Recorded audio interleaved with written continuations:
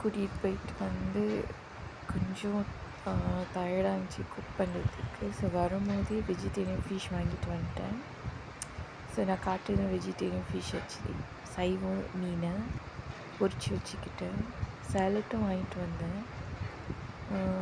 அப்புறம் தக்காளி பழம் கொஞ்சம் இருந்துச்சு வீட்டில், அதுவும் சின்ன சின்னதாக கட் பண்ணிக்கிட்டேன். அப்புறம் வந்து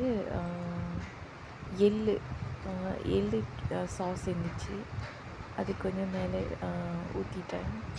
அப்புறம் கொஞ்சோண்டு காஞ்ச பழம் இருந்துச்சு, ட்ரை ஃப்ரூட்ஸ்னு சொல்லுவாங்க. ஸோ அதுவும் கட் பண்ணி போட்டுக்கிட்டேன், கொஞ்சம் டேஸ்ட்டாக இருக்கும்ட்டு.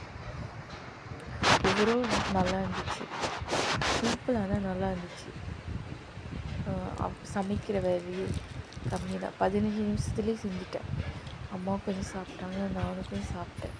அவ்வளோதான், டின்னர் முடிஞ்சிருச்சு.